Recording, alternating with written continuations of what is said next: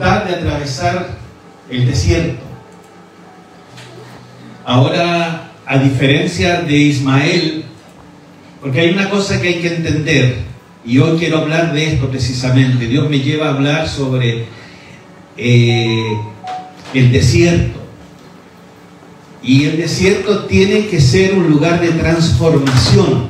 Es un lugar de transformación, donde Dios, en su benevolencia con nosotros, en su misericordia, en su amor, nos redirecciona hacia donde debemos de acudir.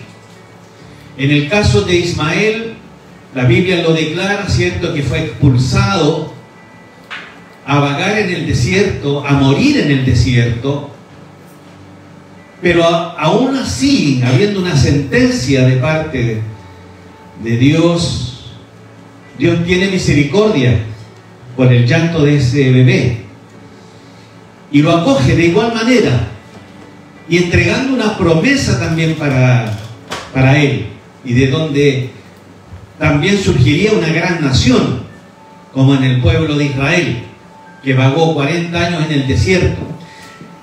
Y nosotros, sin duda, más que identificarnos con Ismael, que toma la decisión, porque todo esto pasa por nosotros, es tu decisión, tú decides. Ellos se regresan a las raíces egipcias. Agar vuelve a Egipto, pero en ese periplo, hasta antes de llegar a Egipto, este joven muchacho se especializa en transformarse en un hombre de guerra, en un hombre que tenía talento para el arco. Probablemente la Biblia no lo dice, pero probablemente fue a raíz del rencor, del odio, porque me imagino que albergó todo eso en su corazón al enterarse, al crecer, que su madre fue expulsada al desierto para morir, y él también. Entonces se vuelve un hombre belicoso, a diferencia de Isaac, su hermano, su medio hermano, que nos identifica a nosotros como pueblo del Señor, que aunque vagamos en el desierto y también tomamos algunas decisiones equivocadas, aprendemos, entendemos cuál es el propósito de Dios por el cual nos hace atravesar y nos hace llevar a tomar otras decisiones que están basadas en la voluntad del Padre, en la voluntad del Señor. ¿Ya? Y hoy día quiero yo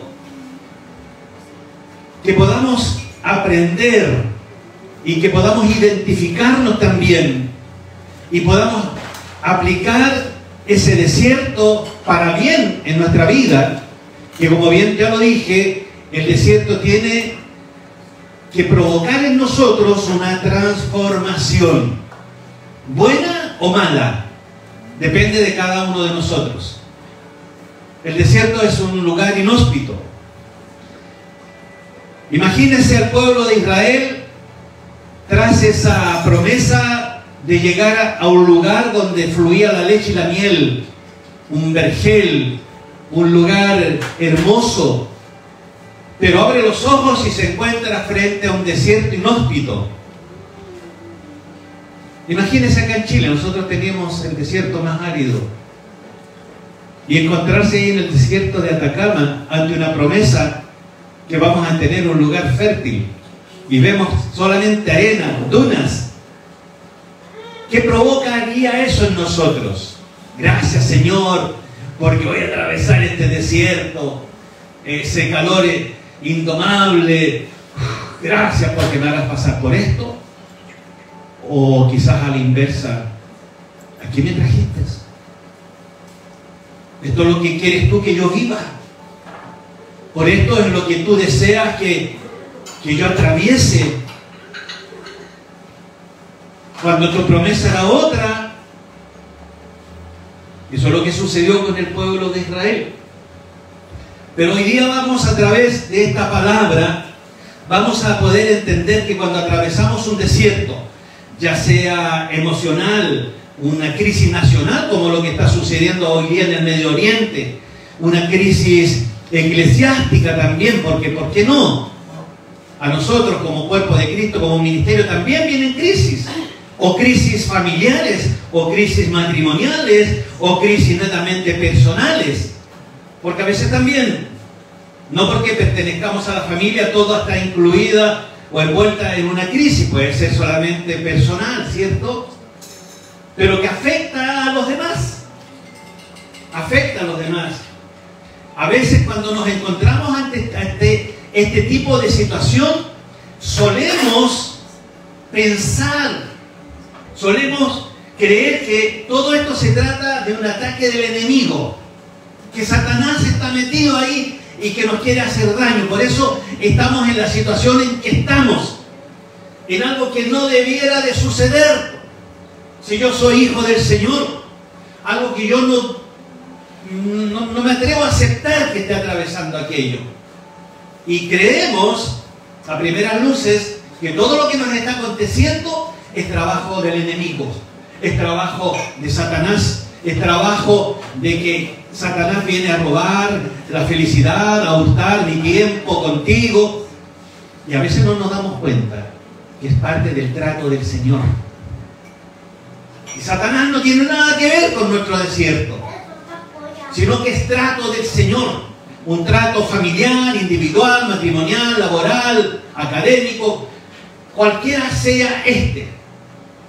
Entonces, vemos nosotros en la historia bíblica, hoy día nos vamos a manejar en los primeros libros de la Escritura, Éxodo, Deuteronomio, son libros que nos revelan cómo el pueblo de Israel, ¿cierto?, es sacado con mano fuerte de Egipto y con un destino a la tierra de Canaán.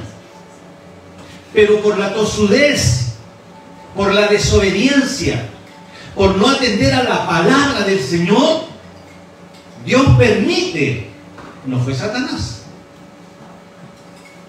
Dios permite que de vueltas y vueltas y vueltas, sin obtener resultados mejores o resultados que ellos quisieran poder tener. Entonces, ese peregrinaje del pueblo de Israel, después de la liberación de Egipto, nos hace recordar, y tenemos que entender, y ponga atención en esto, que los desiertos no son solamente cuestiones del destino, no solamente eso, o temporadas de mala suerte. Me está tocando pasar este desierto en una temporada de mala suerte, algo que me tocó, menos que son artimañas diabólicas. Eso tenemos que entenderlo, porque en muchos de nuestros desiertos, lo vuelvo a reiterar, es trato de Dios,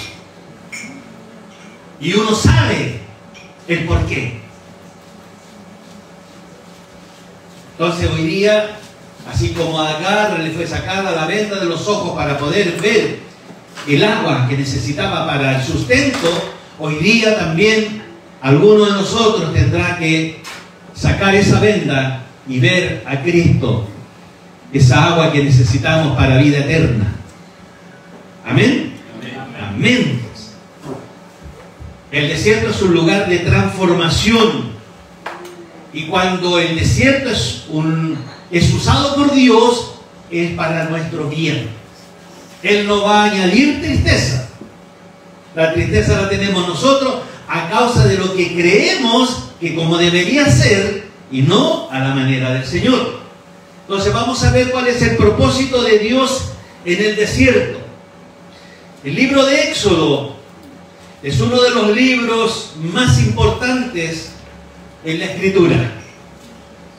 Ahí vemos cómo el pueblo de Israel había sido liberado de Egipto con la esperanza, ¿cierto?, de poder llegar a una tierra fértil, a una tierra prometida, a un lugar donde vivirían en abundancia, donde estarían en paz, donde no estarían subyugados por el trabajo pesado que ellos tenían en el lugar llamado Egipto. Y esa nación que marcha contentos hacia la esperanza que fue prometida, Llega el momento dado en que caminan con hambre, con desesperación, con fatiga, con frustraciones también.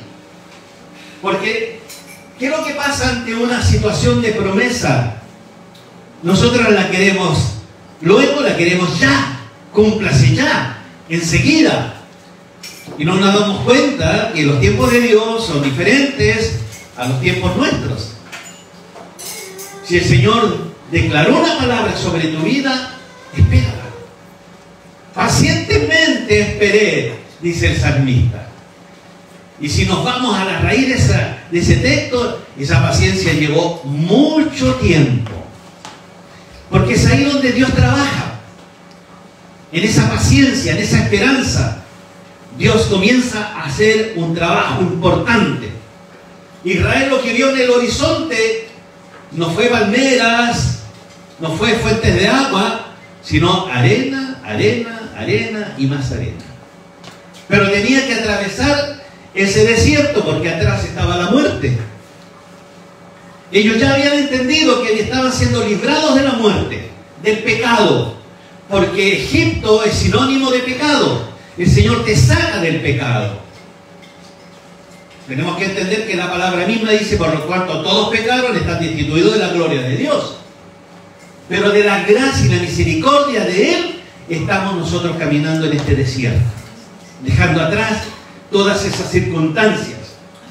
Y ellos se afligen al no ver las señales de la leche y de la tierra que iba a provocar dulzuras y tranquilidad. Éxodo 16, los 2 y 3. Ahí nos habla de una característica humana, que es lo que nos sucede cuando vamos camino a la promesa y la promesa nuestros ojos naturales no la ven y comenzamos a quejarnos, comenzamos a murmurar, comenzamos a perder la fe. Estábamos viendo, como este es el mes de la Reforma, hace un momento atrás, a Juan Calvino hablándonos de la sola fe. Tenemos que tener fe, hermanos. Amén. ¿Sabe lo que sucede cuando usted no tiene fe? No le agrada al Señor. Sin fe es imposible agradar a Dios. Porque sin fe siempre vamos a hacer lo incorrecto. Porque la fe es la que nos lleva a Dios. La fe es la que nos hace sustentarnos de Dios. Es creer en Dios. Y si no tenemos fe, comenzamos a creer en nuestras propias fuerzas, en nuestras propias obras, y no vamos a agradar a Dios cuando hacemos aquello. Por eso que el sustento de nuestra vida cristiana es solamente la fe. Y esta nación que estaba caminando con hambre, con fatiga, con frustración, comienza a murmurar. El verso 2 del capítulo 16 de Éxodo dice, y toda la congregación, toda, aquí no se salvó ninguno, toda.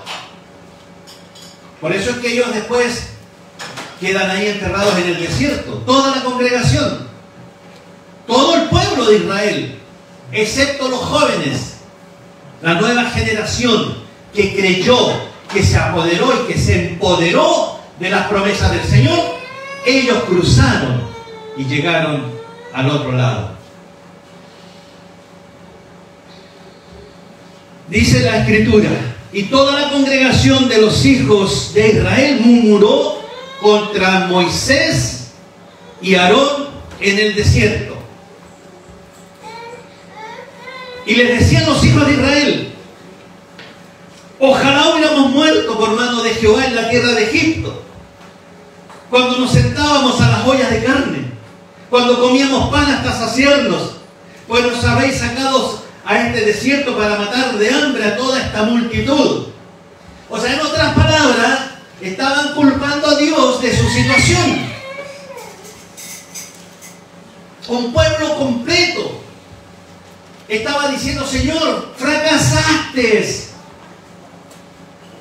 El pueblo completo les decía, nos trajiste al desierto para matarnos. ¿A cuántos de nosotros nos ha pasado que ante una situación compleja en la vida empezamos a cuestionar a Dios? Te equivocaste, pues, Señor. Me prometiste aquello y Y bueno, ¿y cuándo? Porque tú sabes que yo no lo necesito, no, lo necesito ahora, no para después, ahora.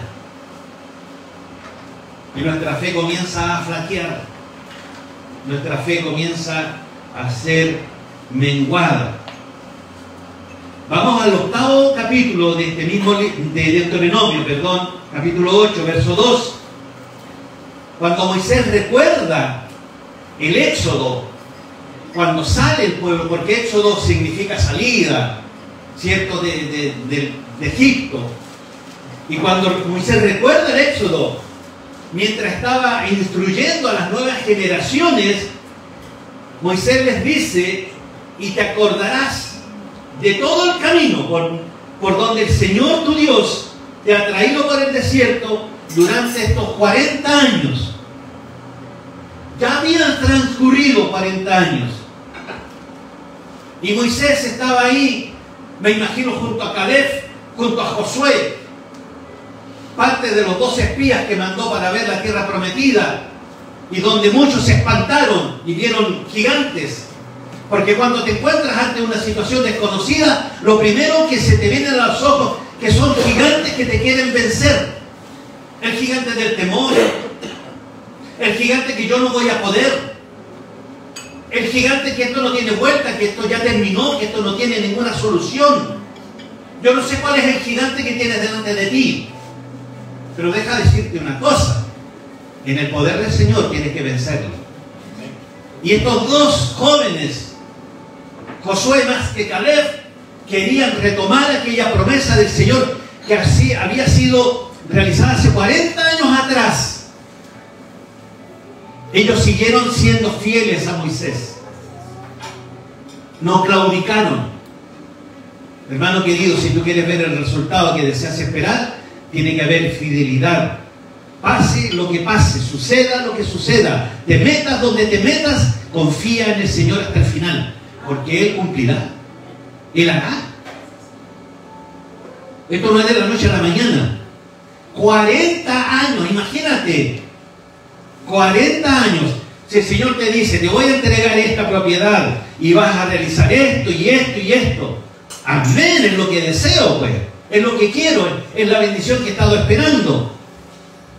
Pasa la semana y estamos preparándonos y llega el mes, yo creo que ahora sí, porque y llegan los 2 meses, los 3 meses, y llega el año y ya comenzamos a pensar que parece que no era la voz de Dios, tengo que haberme equivocado, lo escuché mal, o simplemente no era una palabra para mí entonces, era una palabra para el hermano que estaba al lado. Y comienza tu fe a flaquear porque no te has empoderado de la palabra del Señor, no la has hecho para ti. Entonces Moisés comienza también a estos jóvenes a instruirlos, a estas nuevas generaciones, y te acordarás de todo el camino por donde el Señor tu Dios te ha traído por el desierto durante estos 40 años. ¿Para qué? Te sacó de allá para humillarte. Lo vamos a comprender y lo vamos a ver luego. ¿Por qué? Porque te probaba, para humillarte, para probarte, porque necesitaba Él bajarte de tu pedestal. Él necesita que te humilles delante del Señor, y ahí eres probado. ¿Hasta dónde duras? ¿Hasta dónde aguantas? ¿Hasta dónde soportas? Y te va a probar, te va a probar. ¿Con qué fin? Dice la palabra. A fin de saber qué es lo que hay en tu corazón. Porque lo más probable es que cuando suceden esas situaciones, cuando no se cumple el tiempo de Dios, nuestro corazón, usted sabe que el corazón es engañoso más que todas las cosas, nos empieza. Claro. Y ahí es donde flaqueamos. Y ahí es donde estamos mal. Porque debiéramos de ser perseverantes. Porque el que persevera es el que va a llegar arriba. El que persevera. El desierto y la ausencia de recursos, porque sin duda cuando estamos en el desierto hay carencia. No hay nada. No hay nada. Hay una ilustración que espero que se entienda, que dice que en pleno desierto había un tipo que ya iba con la lengua afuera, muerto de sed, se encuentra con un kiosco que vendía corbatas. Y la persona que estaba en el desierto lo encontró absurdo que venda una persona corbatas ahí en el desierto. Así que no compró, siguió ahí arrastrándose, hasta que de repente ve un oasis, una fuente de agua, y en un avión lechero, permitido entrar solamente con corbata. No sé si se entiende, ¿no? Tiene que haber dicho que era un humor cristiano. Ah, humor cristiano.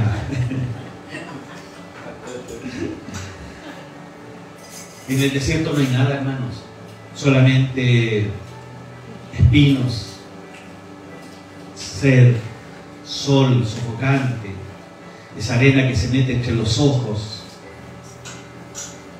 una sed que pareciera ser que, como estás en el desierto, aumenta mucho más todavía. Ese es el desierto que pasamos en la vida.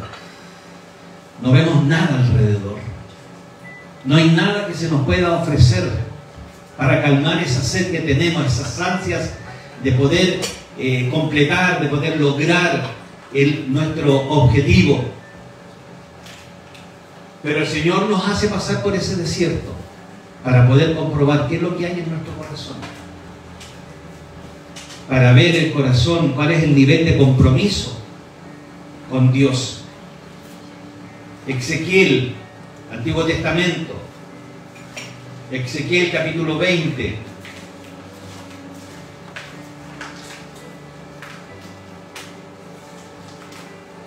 Versos 5, 8 y 16, dice: y diles, así ha dicho Jehová el Señor, el día que escogí a Israel, y que alcé mi mano para jurar a la descendencia de la casa de Jacob, cuando me di a conocer a ellos en la tierra de Egipto, cuando alcé mi mano y les juré diciendo: yo soy Jehová vuestro Dios.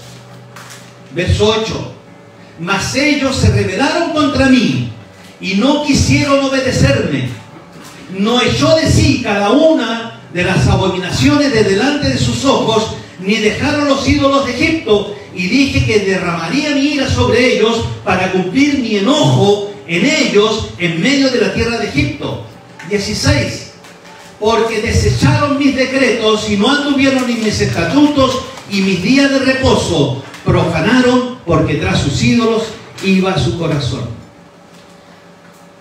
Aún saliendo de un lugar de tormento, de un lugar de esclavitud, aún así contumaces, duros de corazón, no creyendo a la promesa del Señor, siguen en su vida antigua, siguen adorando a ídolos que profanaban el nombre de Jehová, nuestro único Señor.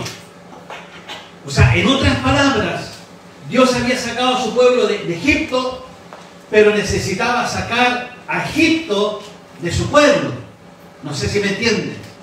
El Señor ha sacado a ese pueblo de Egipto, pero todavía llevaba aquí a Egipto metido. Por eso es que ellos reclaman y le dicen: mejor no hubiésemos quedado allá donde estaban las ollitas con carne, donde el olor a la cebollita. Claro que estábamos hechos esclavos, pero la pasábamos bien. Hay cristianos que añoran aquello. Cristianos que están comulgando, que están asistiendo, que de alguna u otra manera están también presentes, pero como que echan de menos a los amigos, aquellas fiestas que hoy día no puede, porque bueno, el Señor le ha redireccionado los pasos. No han sacado al mundo de su corazón. El Señor los ha sacado de ahí, pero en su hablar, en su conducta, en su proceder, pareciera ser que todavía el mundo está anidado en su corazón. Y eso no le agrada al Señor, porque la mayor necesidad que el hombre o la mujer pueda tener en la vida, especialmente en medio del desierto, es tener comunión e intimidad con Dios. Eso es lo que el hombre y la mujer tienen que procurar en medio de las situaciones adversas.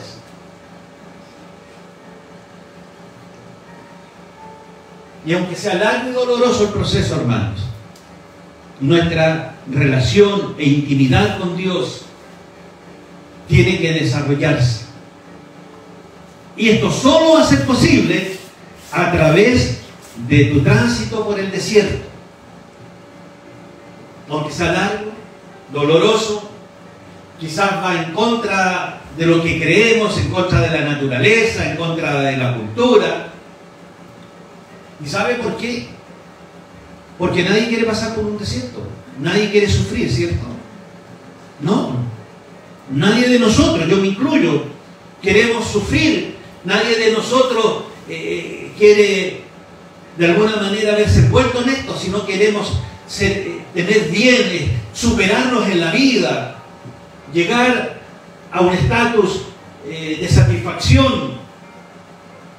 Por eso es que cuando oramos y le pedimos algo al Señor, no solamente deseamos obtener lo que estamos pidiendo, sino que lo queremos de manera inmediata. ¿Es bueno orar? Claro que sí. ¿Es bueno pedir? Claro que sí. Pero tenemos que esperar. Y los silencios de Dios también tienen ahí su punto de vista. O sea, tú tendrás que esperar. Porque probablemente en este momento lo que tú me estás pidiendo puede causar más daño. Pero va a llegar en su momento indicado. Y ahí te va a servir. Entonces, nosotros tenemos que tener de alguna otra forma intimidad y comunicación con Dios para poder entender los tiempos del Señor. El Señor nunca va a querer traernos desierto en nuestra vida, nunca va a querer traernos problemas. Él creó a Adán y Eva, y lo vemos en la Escritura, y los puso ahí en el jardín del Edén, en un lugar maravilloso, donde no hay ninguna referencia en la Escritura que había desiertos. Para nada, porque estaban en intimidad con Dios, comunión con Dios. Cuando Adán y Eva cometen la desobediencia, es declarado el desierto. Y me da la impresión, por lo que relata la Escritura, que en aquel entonces, estando en el jardín del Edén, ni siquiera existían las espinas, porque la palabra declara que eso iba a suceder una vez cuando fueron expulsados del jardín del Edén. Cuando Adán peca, entra el pecado a la humanidad. El pecado de Adán introdujo la muerte. Y obviamente a través de él se extiende a cada uno de nosotros. Romanos 5:12 dice: por tanto, como el pecado entró en el mundo por un hombre, y por el pecado la muerte, así la muerte pasó a todos los hombres, por cuanto todos pecaron. En la figura de Adán y Eva comienza el tránsito en este desierto, queridos. Y mientras no veamos la fuente de vida, vamos a continuar con esa sed, vamos a continuar caminando en soledad, vamos a continuar murmurando porque estamos atravesando por esa situación. Por eso es que tenemos que volver nuestros corazones al Señor. Tenemos que ponerle coto al desierto, a esa situación. Y de la manera como podemos parar esa situación es que tenemos que entrar en una relación genuina con el Señor, volver mi corazón hacia Él. Y eso fue lo que hizo el pueblo de Israel, volvió su corazón al Señor. Y aunque no nos guste, el Señor nos disciplina, y así como disciplinó también al pueblo de Israel en el desierto. Así es que, de alguna u otra manera, Dios llevó al pueblo de Israel al desierto de manera intencional, para probar su corazón, para que el pueblo pudiera comprender que el sustento, que la provisión venía exclusivamente de parte de Dios. Vuelvo a reiterar lo que dice Deuteronomio 8:3. Él te humilló ahí en el desierto y te dejó tener hambre y te alimentó con el maná que tú no conocías, para hacerte entender que el hombre no solamente vive de pan, sino que vive de todo lo que procede de la boca del Señor. El Señor entregó sustento al pueblo de Israel en el pleno desierto.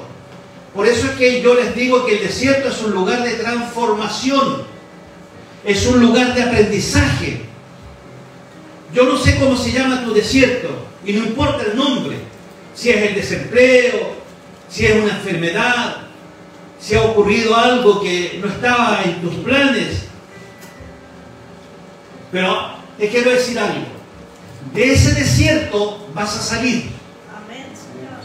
Pero de ti depende que salgas en victoria o salgas en derrota.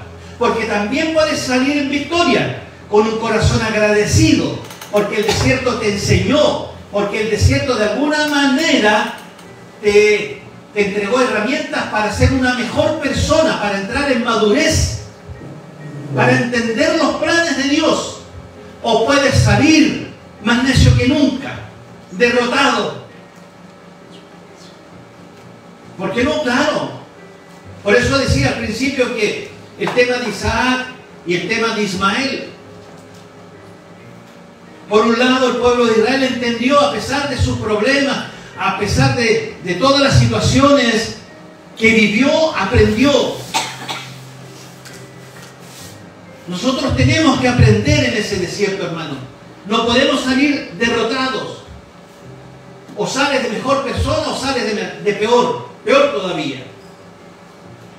Tenemos que aprender a madurar, ser más sensibles a la voz del Señor, a escucharlo, aprender que cuando Él habla es porque nos quiere decir algo, porque nos quiere enseñar.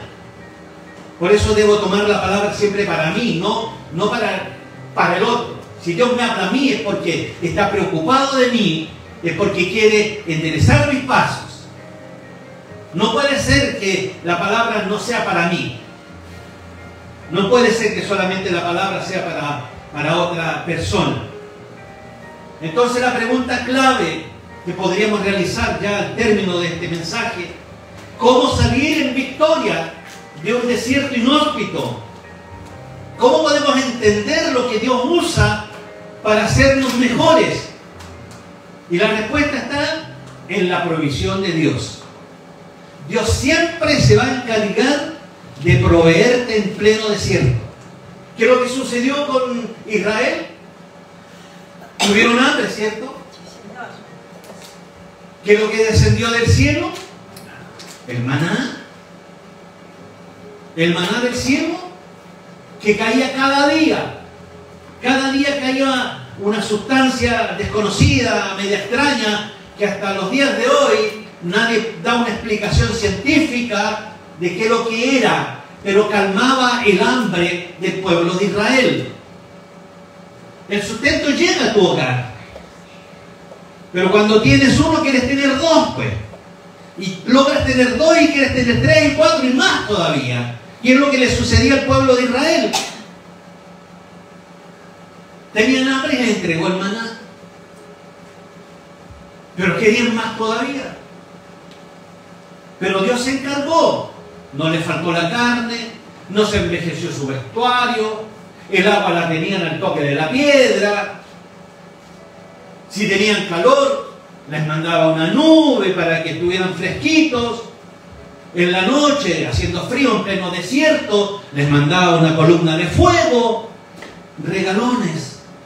Pero aún así, murmuradores, quejumbrosos.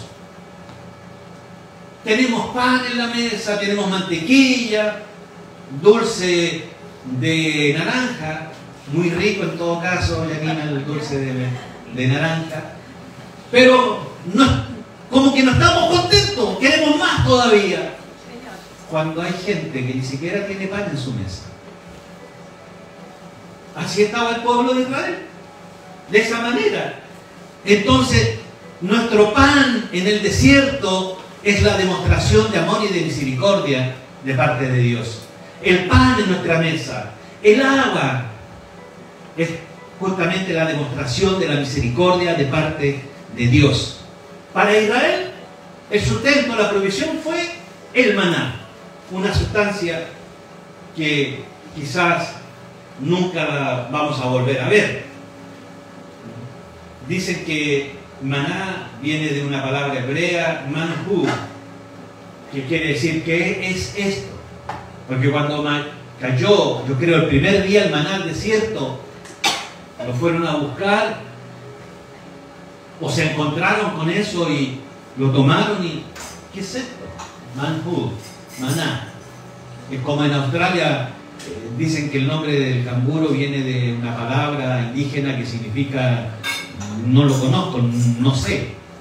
Cuando le preguntaban a los indígenas cómo se llamaba ese animalito que andaba saltando, canguro, o sea, en su idioma no lo sé, y quedó por canguro. No, no es chiste, ¿eh? Eso es verdad. Eso es verdad. Googleenlo. Y lo del maná también. Manhu. ¿Qué es esto? Alguien curioso, porque los seres humanos somos curiosos. ¿Qué es esto? Pero es rico. Me sabe a pan. Y el Señor es tan bueno, hermanos, que el maná en la tarde estaba mal. Yo decía, pastor, pero ¿cómo es bueno entonces? Si el maná estaba malo, ya no podían comerlo. El Señor les mandaba todos los días una porción nueva. ¿Cómo los tenía de regalo? Todos los días. Por eso el consejo que les entregó, no recojan para mañana, recojan lo que han de comer hoy día. ¿No le hace una relación cuando la palabra dice que cada día trae su propio afán? Por lo tanto, nosotros tenemos que ser agradecidos, hermanos, por el día, por lo que tenemos en el día. Si bien es cierto, trabajamos para el sustento del mes, bien, pero gracias, Señor, porque hoy día estoy sentado a mi mesa. Éxodo 16:15. Y al verla, los hijos de Israel, al ver el maná, cierto, lo que descendía, se dijeron unos a otros, ¿qué es esto? Porque no sabían qué era. Entonces Moisés les dijo, ese es el pan que Jehová os dará para comer. Recojan, coman. Pero lo trágico de esto es que Israel buscaba un alimento físico. ¿Ya? Ojalá al abrirlo sea con chicharrones, pues más rico todavía. Pero Dios quería una relación con ellos. Una relación. Por eso es que la palabra dice que Él los humilló y los hizo pasar por hambre, pero que los sustentó con maná. Ellos tenían que humillarse para reconocer la provisión de parte de Dios, que el pasar por el desierto era necesario para conocer el corazón de aquellos hombres y de aquellas mujeres. Dios hoy día también quiere aquello, y yo creo que está escudriñando tu corazón. Dios quiere hoy día conocer tu corazón, saber cuál es tu intención. ¿Qué te trae aquí a este lugar? ¿Qué te hace buscar a Dios? ¿Cuál es la intención de tu corazón? Espero que sea la correcta. Espero que sea la correcta. Pues yo no lo sé, pero el Señor escudriña los corazones. Amén. Por eso el desierto es una buena oportunidad para crecer, para profundizar en nuestra relación, en nuestra intimidad con el Señor. Por eso es importante recordar que el pueblo que murió en el desierto no murió de hambre. No murió de hambre, ni por lo duro de la prueba que había. Eso lo dice la Escritura, sino porque no creyeron a la palabra del Señor. Ni de hambre, ni por el calor, ni por el frío. No. Dios se encargó de proveer, sino que toda esa generación que salió del desierto falleció en el desierto, porque había una sentencia de parte de Dios. Ni Moisés entró a tierra prometida. Cuando usted lee la Escritura se va a dar cuenta de aquello. Y pasó aquello por ser desobedientes.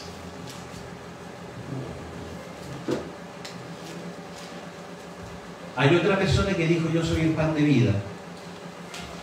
Y no podemos decir quién es. No podemos llamarlo el maná. Pero aunque Él se cataloga como el pan de vida y es Jesús, yo soy el pan de vida. Entonces, concluyo diciendo esto. ¿Estás atravesando un desierto? Yo creo que sí. Porque si no, prepárate. Hay un desierto frente a ti. Se viene. Pero me tengo que tomar del maná de vida, del pan de vida que es Cristo. Con Cristo vamos a pasar ese desierto. Él va a pelear por nosotros. Él proveerá. Él solucionará todo. Él nos dará la fuerza. Él nos dará la sombra, nos dará el calor. Todo lo que necesitemos, si estamos tomados de la mano del Señor, Él será nuestro maná. Él será nuestro alimento. Él será el sustento. Pero tenemos que entender que la vida cristiana se trata no solamente de venir el domingo a la iglesia, sino de tener una vida de relación con Dios. Diaria. Todos los días. Ese es el maná. Ese es el pan de vida. Todos los días una relación verdadera. Es mucho más grande que el maná que les cayó en el desierto a los israelitas. Porque nos trae salvación y nos trae vida eterna. Por eso es que tenemos que buscar el refugio del Señor. Conocerlo a Él, ahí en la intimidad. No solamente saber las cosas correctas de parte de Dios porque la Escritura lo dice, porque el pastor lo está predicando, sino que yo tengo que conocerlo. Yo tengo que tener ese tiempo de intimidad con el Señor. Por eso tenemos que mirar al Señor. Por eso es que, volviendo un poco atrás en la Escritura, cuando el pueblo de Israel era mordido por las serpientes, ¿se acuerdan? Que fue también, entre comillas, una maldición del Señor para el pueblo, moría. Pero al final tuvo tanta misericordia que dijo, bueno, levanten una vara alta y el que mirare eso será salvo, no morirá, tipificando a Cristo en la cruz. Entonces, ¿a quién tenemos que mirar? Es a Cristo. ¿Estás en el desierto? ¿Tienes problemas? ¿Tienes situaciones que te agobian? Mira a Cristo. No mires tus circunstancias, porque tus circunstancias te van a derrotar, te van a hablar mal. Tus circunstancias te van a traer murmuración, te vas a quejar, vas a dudar. Pero si miras a Cristo vas a tener esperanza.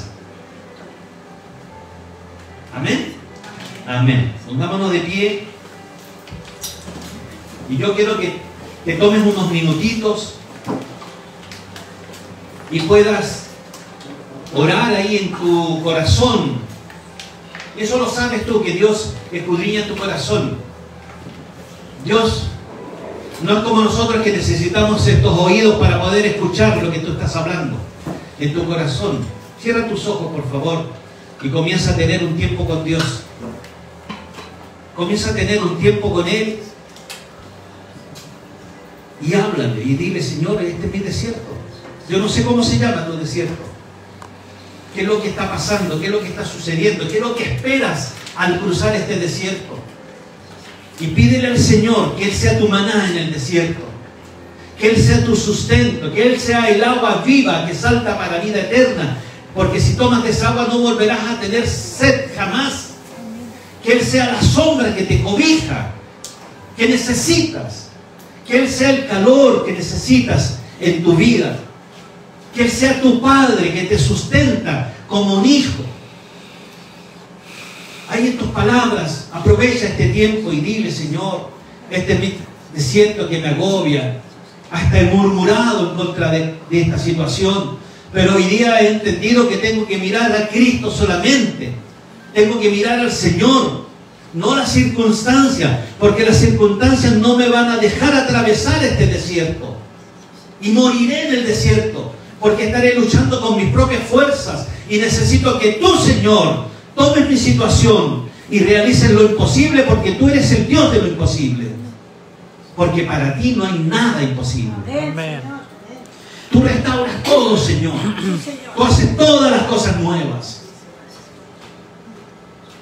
Te damos gracias, oh buen Dios.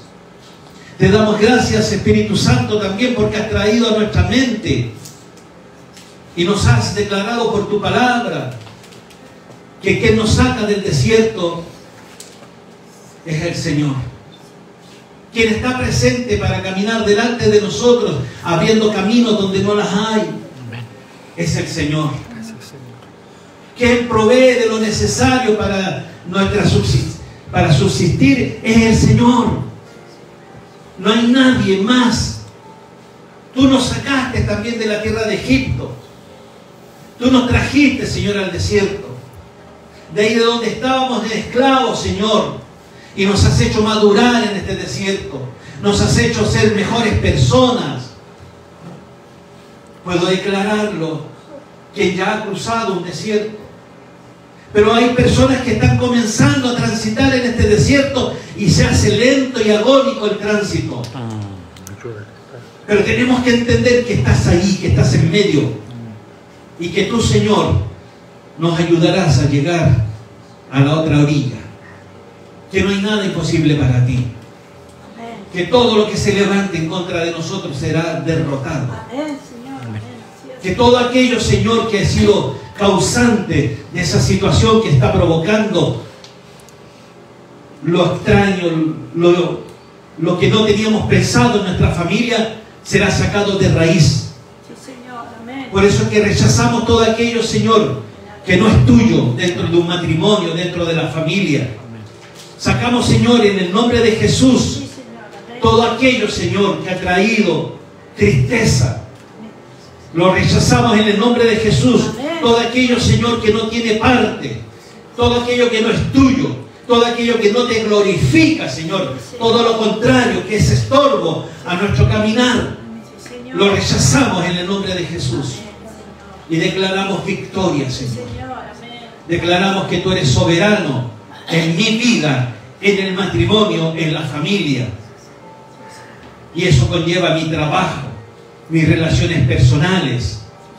Ayúdanos, Señor, porque el desierto nos agobia, porque el desierto nos hace desesperarnos, porque en el desierto solamente encontramos animales que nos quieren picar, envenenarnos, hacernos daño. Líbranos de aquellos, Señor. Líbranos de aquellos que se levantan en contra de nosotros, Padre amado. Somos tus hijos, somos tu heredad. Somos coherederos en el reino de los cielos. Padre, te damos gracias porque sabemos que tú nos sacarás de esta situación en que nos hemos envuelto. Por nuestra desobediencia, por nuestra tosudez, por nuestro desconocimiento también, ¿por qué no? Pero hoy día estamos tomando conocimiento, Señor, que aún en medio de esta situación, aún en medio de este desierto, llámese como se llame, tú, Señor, nos librarás. Tú nos sacarás en victoria. Iremos de poder en poder. Y veremos acción. Veremos las aguas, Señor, que calmarán nuestra sed. Llegaremos a esos pozos que calmarán, Señor, con su agua nuestra sed. A esos manantiales. Y podremos descansar. Amén. Y podremos decir gracias, Señor, porque tú nos sacaste en victoria. Señor, declaro sobre esta iglesia, sobre cada uno de los integrantes de esta familia que está acá, Señor, tu bendición.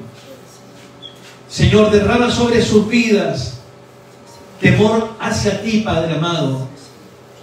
Temor de guardar tu palabra. El temor reverente, Señor, de hacer lo correcto. Para no tener nada de qué avergonzarnos, Señor. Pero ayúdanos, Señor, en nuestra debilidad. Ayúdanos, Señor, en nuestras dudas, en nuestros temores.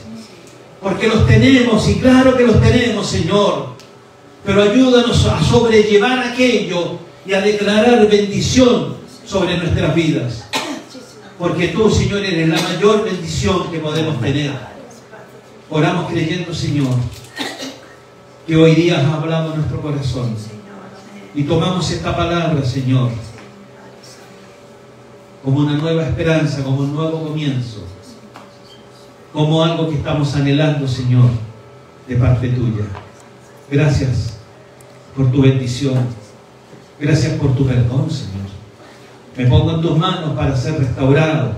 Me pongo en tus manos, Señor, para poder conocer de parte de ti cuál es el propósito, Señor, en nuestra vida. Gracias, Señor Jesús. Tu bendición sobre cada uno de nosotros, en el nombre de de nuestro amado Jesucristo, nuestro Señor y suficiente Salvador. Amén.